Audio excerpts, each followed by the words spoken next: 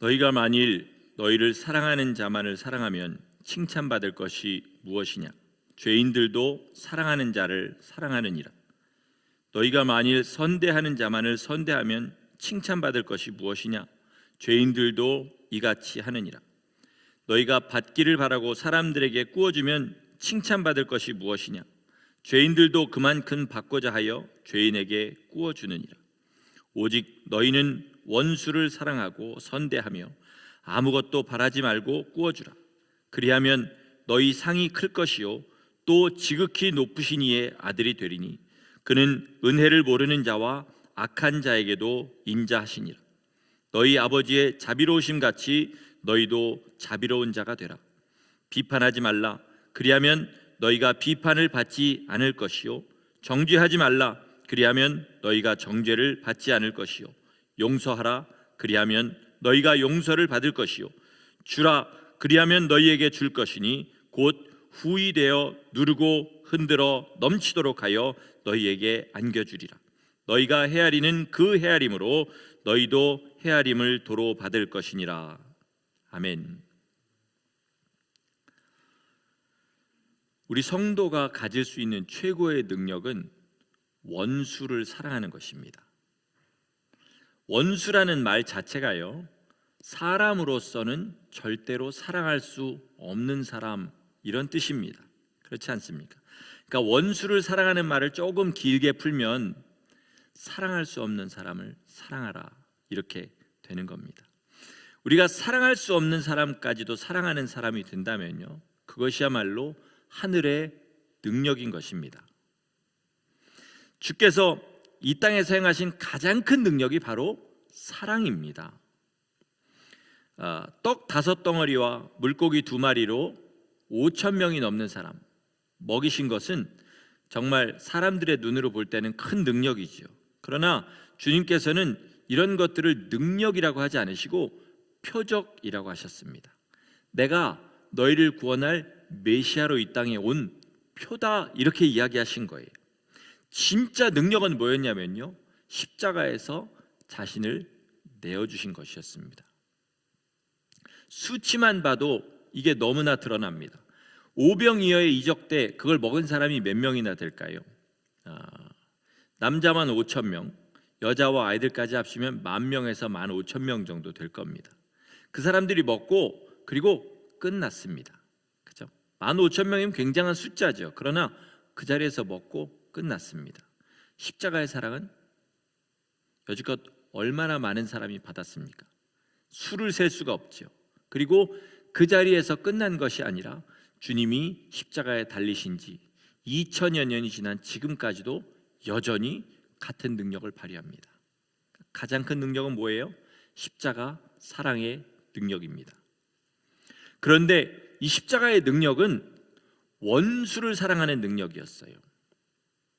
우리가 예수님을 알기 전에 하나님의 뭐였죠? 원수로 행하던 사람들이었습니다. 그런데 우리가 하나님의 원수로 행할 때 하나님께서 육신을 입고 이 땅에 오셔서 온갖 고난과 수치와 모욕을 당하시고 그리고 자신을 십자가에 내주신 거예요. 그러므로 성도가 예수님을 닮는 가장 큰 길이 무엇이냐? 성도가 가질 수 있는 가장 큰 능력이 무엇이냐? 바로 원수를 사랑하여서 자기를 내주는 것인 줄 믿으시기 바랍니다. 여러분이 이 일을 할 수 있으면 예수님과 닮은 사람이 되는 것입니다. 지난주에 마가의 다락방 그 겨울 찬상 집회에 유명하지는 않지만 탤런트였던 분이 간증을 하는 것을 들었어요. 이분은 연예인은 연예인이지만 굉장히 신실한 그리스도인이었습니다. 탤런트를 데뷔한 다음에 결혼을 하게 됐고 그 다음에 아이를 셋을 낳았는데 셋째를 낳고 열흘도 채 지나기 전에 30개월이 안 된 둘째가 뇌전증 발작. 여러분 뇌전증이 뭔지 아십니까? 우리가 흔히 잘 아는 병명으로는 간질 발작을 시작하게 된 거예요. 그리고 1년 가까운 입원 생활 끝에 이 아이가 하나님의 주시는 이적으로 병이 나았습니다. 퇴원을 하게 됐어요. 여기까지도 굉장히 많은 간증이 있는데 그거는 시간 관계상 생략하겠습니다. 유튜브에 가면 있으니까 한번 들어보세요. 태어나고 어느 정도 시간이 흘렀는데 이 아이가 다시 발작을 시작하는 거예요. 그래서 병원에 입원하게 됐고, 그리고 뇌를 열어서 수술을 하는 거기까지 가게 됐습니다. 그 뇌 병변 자리만 발견하는 것도 굉장히 드문 일이라고 해요. 근데 그걸 발견해서 수술을 하게 됐는데, 수술하기 전에 의사가 그러는 거예요. 수술을 하면 발작은 안 하겠지만 앞으로 평생 못 걷게 될 수도 있고, 다시 걷게 되더라도 굉장히 오랜 시간이 걸려야 다시 걷게 될 겁니다. 이렇게 얘기했대요. 수술을 해서 성공적으로 끝났는데, 의사가 말한 대로 아이가 왼쪽 다리에 걷는 신경이 싹 다 죽어버렸습니다. MRI로 보면 거기에 신경이 아예 없는 수준이 돼버렸대요. 굉장히 감사하면서도 절망하고 있는데, 그때 아이를 담당했던 의사 선생님이 책을 한 권 주는데 뜬금없이 원수 사랑에 대한 책을 한 권을 줬다고 그래요. 그 책을 읽고 나서 본인이 가만히 생각해 봤답니다. 자기는 원수가 없는 줄 알았는데 잘 생각해 보니까 원수가 있더라는 거예요. 너무 자기한테 못되게 군 사람이라 그 사람을 미워해도 당연하다고 생각해서 원수라고 생각을 해본 적이 없는 그런 사람이 있었던 거예요. 그걸 깨닫는 순간에 자기 아이를 데리고 그 병원 안에 자기가 항상 기도하던 예배실이 있었는데 거기 들어가서 무릎 꿇고 기도를 하기 시작한 거예요. 그 사람을 용서하는 기도를 했고, 그러다 보니까 회개가 나와서 결국 그 사람을 축복하고 구원해달라는 간절한 기도를 하게 되었다고 해요. 그리고 기도를 하고 조금 지났는데 아이가 갑자기 그러더랍니다. 엄마, 나 걷고 싶어요.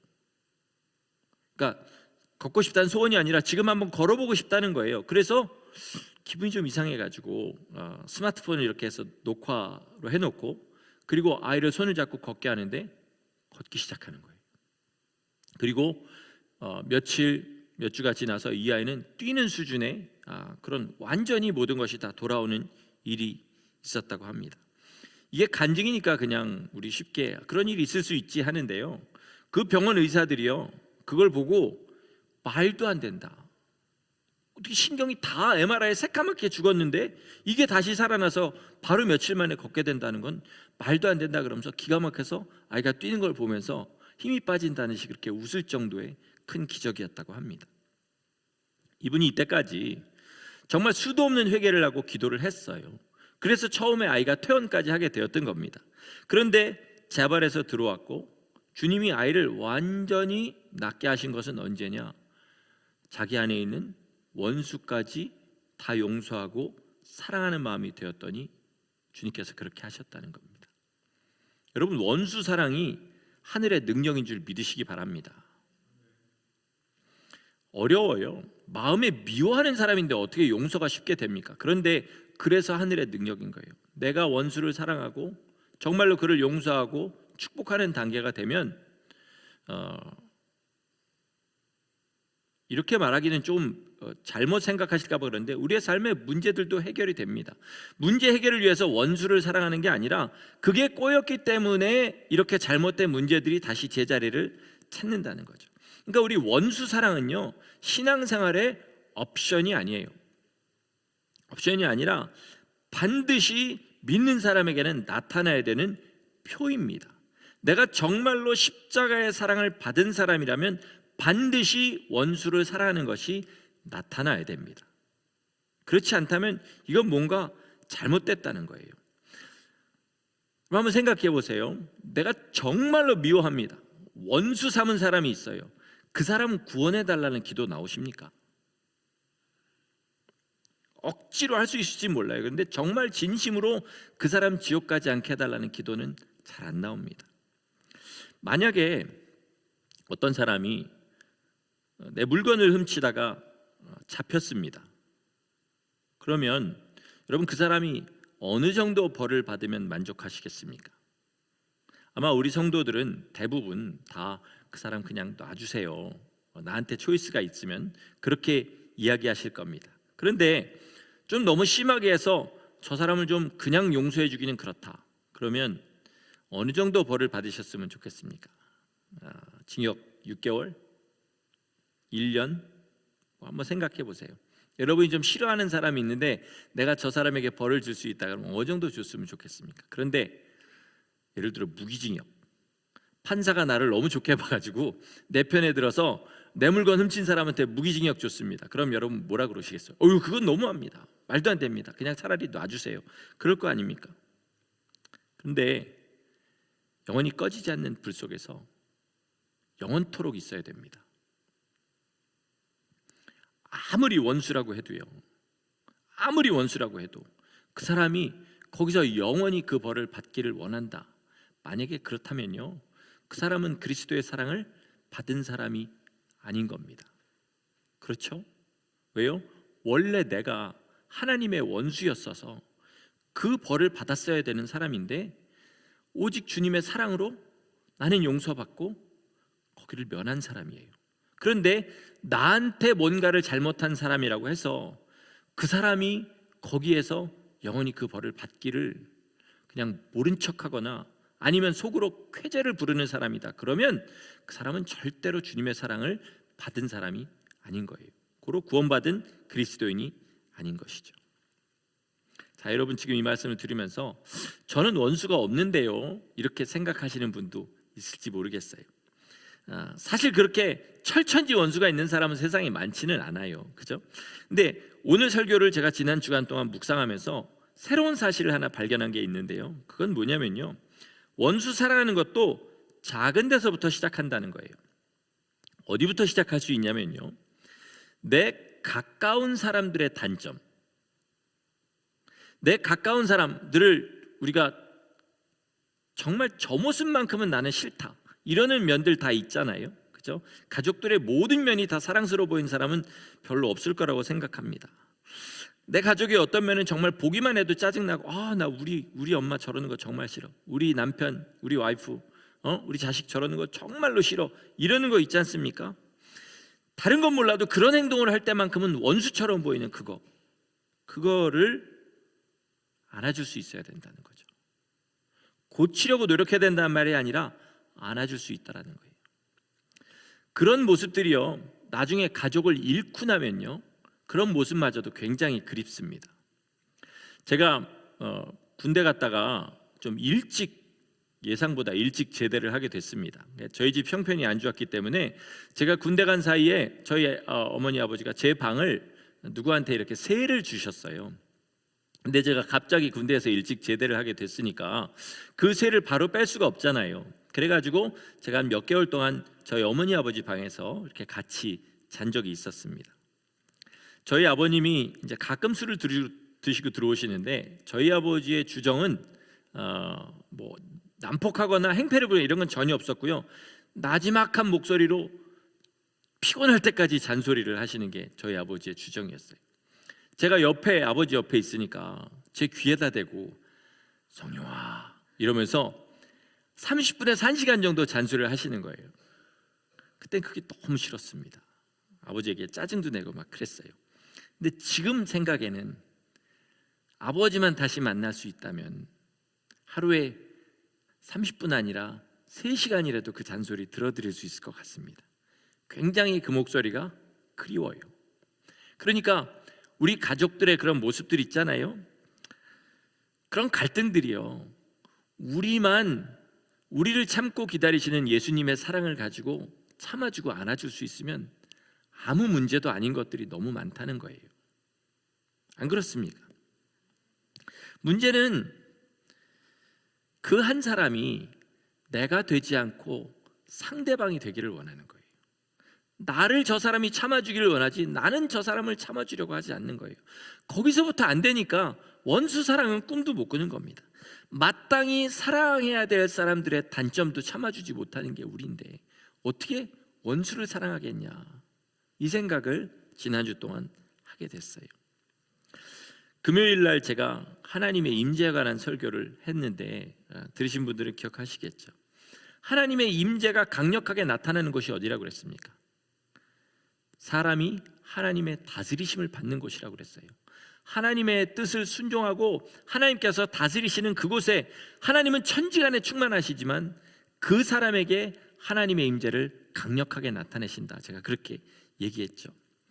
만약에 우리가 사랑할 수 없는 사람 사랑하고요, 내 주위에 있는 사람들의 단점을 고치려고 하는 것이 아니라 정말 그대로 안아주는 사랑을 할 수 있다면요, 그 자리에 주님의 임재가 나타납니다. 분명히 그렇습니다. 원수를 사랑할 수 있는 성도는요, 세상의 어떤 환난과 시험도 이길 수 있는 줄 믿으시기 바랍니다. 그런 사람들이 모인 교회 이야기를 제가 읽게 되었어요. 전라남도 영광군에 염산리라는 마을이 있습니다. 처음 들어보셨죠? 그 염산리에 마을의 이름을 따라 지은 염산교회라는 장로교회가 하나 있습니다. 이 교회는 어떤 교회냐? 한국교회 역사상 단일 교회로 가장 많은 순교자를 배출한 교회입니다. 무려 77명이 순교했어요. 6.25 때요. 당시에 이제 남북한이 그러니까 6.25 전에는 남한에도 공산당들이 많이 활동을 했잖아요. 남로당의 핵심 인물이었던 김삼룡이라는 사람이, 참 이름이 재밌습니다. 핵심 인물이에요. 김삼룡이라는 사람이 이 염산리에서 활동을 했다고 그래요. 그래서 이 영광군에서만 6.25 때 194명이 순교를 했는데 이 염산교회에서 그 중에 77명이 순교한 거예요. 전교인이 몇 명이었냐? 120명이 채 안 됐습니다. 아이까지 다 합쳐서. 근데 그 중에서 77명이 순교를 한 겁니다.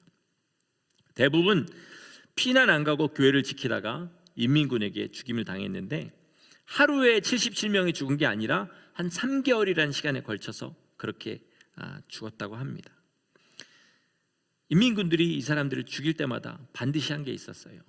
너희 예수님을 부인하면, 예수님이라고 하지 않겠죠, 너희 예수를 부인하면 내가 우리 살려주겠다. 근데 어린 아이들조차도 한 명도 그렇게 하지 않고 다 순교했어요. 그 교회 어떤 장로님에게는 딸이 4명이 있었습니다. 첫째가 옥자 15살, 둘째가 금자 11살, 셋째가 신자 9살, 막내가 미자 3살. 근데 기독교에 대한 증오로 눈이 완전히 돌아버린 이 인민군들이 이 아이들마저 산으로 끌고 가서 죽여버립니다. 그런데 이 아이들을 끌고 갈 때 첫째 옥자가 막내 미자를 업고 가는 거예요. 미자가 울 거 아닙니까? 무서우니까. 그럴 때 옥자가 이렇게 얘기했어요. 울지 마라. 지금 우리는 천국에 가고 있단다. 우리 지금 천국 가니까 울지 마라. 이렇게 얘기한 거예요. 그리고 결국 그 산에서 몽둥이와 죽창으로 아이들이 무참하게 살해가 돼요. 근데 그 마지막 숨 끊어지기 전에 옥자가 하나님 앞에 이렇게 기도했다고 그래요. 하나님, 우리를 천국 보내주셔서 감사합니다. 그 다음 말이 저 아저씨들 용서해 주세요. 저 아저씨를 용서해 주세요. 우리가 만약에 예수 믿는 것 때문에 누군가에 죽는다면, 죽을 수 있을런지도 사실 모르겠지만 죽는다면 이 옥자처럼 말하고 죽을 수 있을런지 잘 모르겠습니다. 그러나 지금 이 옥자가 한 이 기도를 이해하는 사람, 그 사람이 그리스도의 사랑을 받은 사람일 것이라고 믿습니다. 세상 사람의 눈에는요, 연약한 어린아이들이 잔인하게 무참하게 어른들에게 죽어가는 모습인 거예요. 그런데 이 믿음을 가지고 죽는 옥자의 눈에는 저 아저씨들의 손에 죽어서 나는 천국에 가게 되는 거예요. 그런데 혹시 저 아저씨들은 나를 죽인 그 죄 때문에 지옥에 가게 될까 봐 그게 불쌍해 보이는 겁니다. 그래서 그 기도를 하게 되는 거예요. 이게 원수 사랑인 거예요. 그 교회 담임 목사님인 김방호 목사님은 가족 8명과 한 자리에서 죽었습니다. 공산당들이 그 자녀들에게 이렇게 얘기했대요. 만약 너희 아버지를 몽둥이로 때려서 죽이면 너희들은 살려주겠다. 그랬더니 자녀들이 이렇게 얘기했다고 그래요. 주님, 하나님의 뜻이면 순교의 영광을 우리에게 허락하여 주옵소서. 이렇게 기도한 거예요. 그리고 그 아버지 김방호 목사님은 자녀들에게 너희들 절대로 이 사람들 미워하지 말아라. 이 사람들은 몰라서 그러는 거야. 가족이 이러면서 다 그 자리에서 또 무참하게 죽었습니다. 근데 이 일이 77명이 다 다른 장소에서 죽었는데 죽는 데마다 일어나는 거예요. 심지어 이 모든 일이 끝난 다음에도 이 일이 일어났습니다. 목사님의 둘째 아들 김익 목사님이란 분은 당시에 신안군에서 목회를 하고 있었어요. 그래서 이 가족 중에 유일하게 살아남은 생존자가 되었습니다. 근데 나중에 얼마 시간이 지난 다음에 이 염산교회에 이 김익 목사님이 담임 목사님으로 부임하게 됩니다. 그리고 그가 했던 일은 뭐냐? 그 마을에서 그 학살에 직접 참여했거나 도운 사람들 찾아다니면서 위로하고 용서하고 복음을 전하는 일을 했어요. 그때 이 사람들이 너무 놀라면서 주님 앞에 눈물을 흘리고 회개해서 대부분의 사람들이 다 주님께로 돌아왔다고 합니다. 이 김익 목사님이 죽을 때까지 날마다 했던 기도가 있는데 그게 뭐냐면요, 이거예요. 하나님 감사합니다. 제게 원수를 사랑하는 마음을 주셔서 감사합니다. 이걸 날마다 기도했다고 해요. 근데 이 장면에서요, 잘 생각해보면 깨달을 수 있는 놀라운 두 가지 사실이 있는데 하나는 이겁니다. 이 김익 목사님도 죽을 때까지 이 원수들에 대한 미움이 올라왔다는 거예요. 그렇지 않고서는 날마다 이런 기도를 했을 리가 없지 않겠습니까? 날마다 그게 올라오면 주님 사랑으로 누르고 그리고 이기고 다시 원수를 사랑하는 마음으로 바꿨던 거예요. 또 두 번째 놀라운 사실은 이 목사님만 이 사람들을 용서한 게 아니라는 거예요. 여러분, 당시에요, 예를 들어서 공산당이 쫙 와가지고 협조하고 그 마을 사람들을 죽였다. 그럼 공산당이 떠나고 당시엔 국방군이라고 그랬죠. 국방군이 들어오면 무슨 일이 일어납니까? 반드시 피해 보복이 일어나요. 저 사람이 이 사람들 죽였습니다. 그러면 그 사람들은 바로 죽게 됩니다. 그런데 이 목사님이 부임할 때까지 그 학살에 가담한 사람들, 도왔던 사람들이 다 살아 있었어요. 무슨 말이에요? 그 마을 주민들이 이 사람들을 고발하지 않았다는 거예요.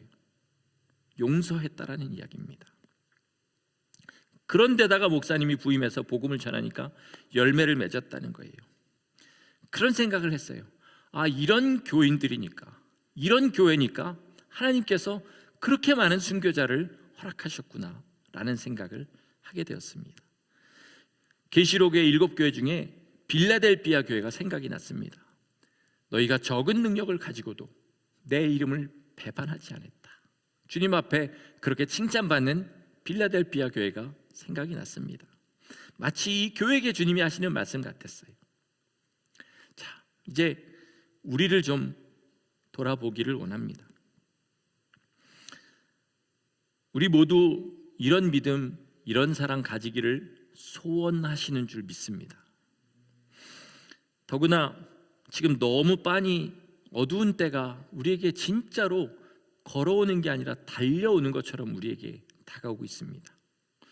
나 이때 이 믿음 못 가지면 어떻게 해야지, 이런 생각 하실 줄 믿어요. 나 예수님 위해서 죽어야 되는 상황이 실제로 우리 삶 가운데 닥칠 수도 있다라는 그런 위기감을 가진 분들도 있을 겁니다. 그렇기 때문에 이 믿음이 정말로 간절한 것이죠. 어떻게 하면 이런 믿음과 사랑을 가질 수 있을까요? 이 이야기를 결론으로 좀 말씀을 드리려고 합니다. 의외로 무거운 얘기가 아닐 수도 있으니까 한번 좀 잘 들어보세요. 시각장애인 학교를 졸업한 학생이요, 하는 이야기를 들었어요. 근데 이 이야기가 제 마음에 콱 하고 박혔는데 굉장히 많은 생각을 하게 했습니다. 여러분도 한번 들어보시고 생각해 보세요. 이 시각장애인 학교에서는요, 둘이 걸어가다가 부딪히면요, 둘 다 사과를 한대요. 왜 그럴 것 같으세요? 둘 다 안 보이니까 누가 잘못했는지 모르는 거예요. 이 얘기를 듣는데 제 마음에 굉장히 이게 와서 박혔습니다. 누가 잘못했는지를 모르니까 무조건 잘못했다고 사과하는 거예요. 그런데 눈 멀쩡하게 뜬 사람 둘이 부딪히면 어떻게 됩니까? 눈은 어디다 두고 다니냐, 그리고 싸우잖아요. 그죠? 안 보이는 사람들은 정작 서로 사과하는데 눈을 뜬 사람들은 싸우는 겁니다. 자기가 눈을 떴다고 생각하지 않고 나 못 본다고 생각하면, 나 모른다고 생각하면 그러면 원수 맺을 일이 없다라는 거예요. 주님이 바리새인들한테 뭐라 그러세요? 너희가 못 본다고 하면 너희 죄가 없으려니와 본다고 하니 너희 죄가 그대로 있느니라. 이렇게 얘기하시잖아요. 여러분, 사람 사이에 문제가 생겼을 때 제가 제3자의 입장에서 보면요, 사람 사이에 문제가 생기잖아요. 그러면 좀 잔인한 말로 이렇게 얘기하고 싶어요. 둘 다 똑같네. 근데 제 문제가 되잖아요. 그러면 무조건 상대방이 잘못한 것 같은 거예요. 나중에 생각하면 나도 잘못이구나 이렇지만 그 당시에는 그렇다는 겁니다. 여러분, 주님이 우리 사이의 문제를 보시면요, 뭐라고 하실 것 같습니까? 보통 눈을 떴다고 생각하는 사람은 분명히 나중에 주님이 내 손을 들어주실 것이다 이렇게 생각하지만요, 누구의 손도 들어주지 않습니다. 누구 손을 들어주실까요? 먼저 잘못했다고 사과하고 용서하는 사람 손을 들어주십니다. 아멘이십니까? 이게 돼야 돼요. 그러면서 우리 주님 앞에 항상 감사합니다. 주님, 내게 원수를 사랑하는 마음 주시고 내 잘못을 항상 인정하고 내가 뭘 잘못했는지 찾게 만드는 그런 사람 되게 해주셔서 감사합니다. 이렇게 기도하면 우리 주님 앞에 가서 책망받을 일이 그렇게 많지 않을 겁니다. 하지만 항상 주님, 왜 저 사람 가만히 두세요, 좀 알려주세요, 저 사람이 잘못했다고, 이런 기도하시거나 그런 사람들은 주님 앞에 갔을 때 굉장히 당황하고 놀라게 될 겁니다. 그런 의미에서 저는 여러분이 목회자의 마음을 좀 가져보시길 바랍니다. 제 고생을 이해해달라는 그런 얘기가 전혀 아니에요. 목사의 가장 어려운 점 중에 하나는 뭐냐면요, 모든 상황 가운데 목사가 죄인이 되는 겁니다. 모든 상황 가운데 교인들의 어떤 문제가 생겨도 그렇고요, 교인이 저한테 시험을 들어도 그렇고, 교인 사이에 서로 문제가 생겨도 그렇습니다. 모든 상황이 제가 잘못해서 그런 것 같아요. 목사의 마음은 그렇습니다. 물론 안 그런 목사님들도 있겠지만 정말로 주님께서 이렇게 얘기하면 제가 뭐 목사다운 목사다 얘기하는 것처럼 돼서 죄송하지만 그런 뜻이 아니에요. 하여튼 정말로 주님을 조금이라도 아는 목사라면, 자기의 사명이 뭔지 조금이라도 아는 목사라면 모든 교회 안에서 일어나는 부정적인 일은 다 내 잘못 같습니다. 그러니까 어떤 일이 생겨도 마음이 어려워요. 교인 하나가 시험 들어가지고 어려워하면 내가 무슨 말을 혹시 저 사람한테 잘못했나, 내가 뭘 잘못했나, 막 지난 일 사이에 설교도 돌아보고 막 별거 다 하게 돼요. 그게 목사의 마음인데요, 제가 왜 목사의 마음을 가져보기를 원하시냐면요, 대신 거기서 얻는 열매가 있어요. 뭐냐면요, 모든 상황 가운데 자기를 항상 돌아보게 돼요. 내가 뭐 잘못했나, 내가 혹시 말 한마디 뭐 잘못했나, 주님 앞에 뭐 잘못했나, 날마다 이런 생각하게 되거든요. 그러니까 작은 거 하나라도 항상 배우게 됩니다. 배운 대로 살지 못하는 게 문제지만 하여튼 배우게 돼요. 제 문제점 발견하게 되고요, 아, 하나님이 이렇게 하는 것을 기뻐하시겠구나, 이런 거를 알게 됩니다. 또 자존심이 거의 제로에 가까워져요. 교인에 관한 것만큼에 한해서는 자존심이 거의 제로에 가까워집니다. 그러니까 사람에게 서운한 마음도 들지 않아요. 요즘 예전에 안 쓰던 단어가 하나 있는데 연기암이란 거 여러분 아십니까? 스테이지 제로, 연기암이란 말이 있더라고요. 워낙 요즘은 기술이 발달해서 암에 그냥 거의 초기 단계, 그냥 이렇게 수술한다고 안 하고 긁어낸다고 하는 정도 되는 거를 연기암이라고 하는데요, 서운한 마음이 연기암과 같은 거예요. 요거를 바로바로 해결을 안 하잖아요. 그럼 그게 1기가 되고 2기가 되고 3기가 되고 말기가 돼서 내 영혼을 죽입니다. 성도 여러분 가운데 다른 성도에게 서운한 마음 품고 계신 분들 있을 겁니다. 내 가족에게 서운한 마음 품고 계신 분들이 있을 거예요. 이거 해결 안 하면요, 점점 자랍니다.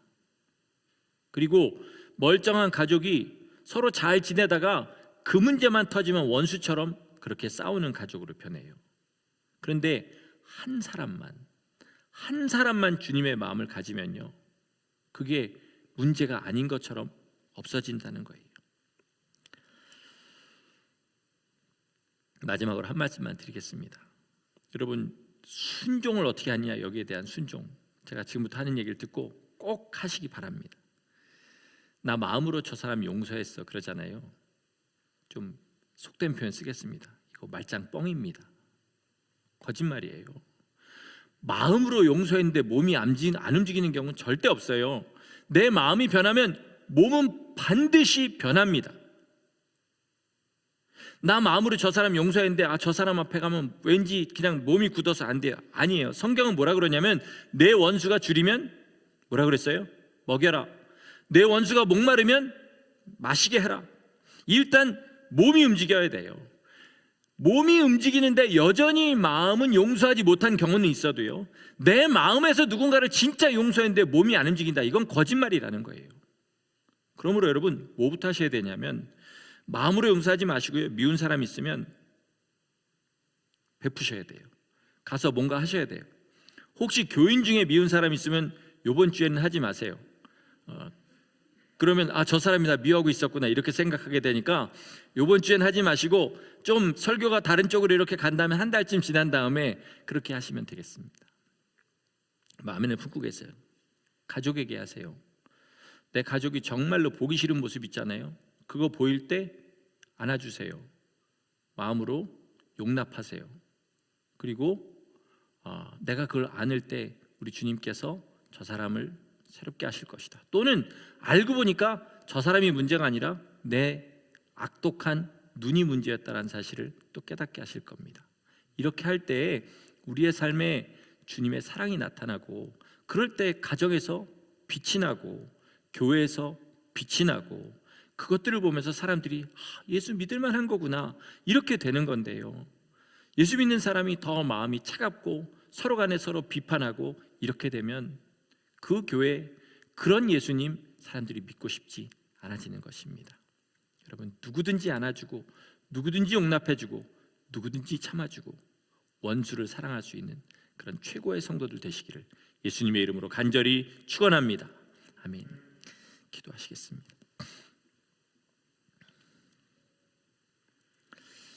하나님 감사합니다. 우리 주님께서 우리에게 베푸신 그 사랑을 깊이 깨달아 아는 우리가 되도록 하여 주시고, 원수를 사랑하고 남의 약점을 담당할 수 있는 열매를 맺게 하여 주옵소서. 얼마나 독한 눈과 독한 마음을 가지고 살았는지 우리 자신을 돌아보게 하시고, 주님의 오래 참으심과 주님의 사랑으로 우리 심령을 가득 채워서 무엇이라도 참아주고 무엇이라도 기다리며 주님의 역사하심을 구하는 우리 모두 되게 하여 주옵소서. 우리 성도들의 가정이 천국 되게 하시고, 성도들의 직장이 천국 되게 하시고, 예수 믿는 성도가 모인 우리 교회가 천국 되는 거룩한 역사가 반드시 있게 하여 주옵소서. 말씀대로 순종하여서 오직 이런 천국이 우리의 심령 가운데, 우리의 삶 가운데 이루어지기를 간절히 소원하옵고 예수님의 이름으로 감사하며 기도드렸습니다. 아멘.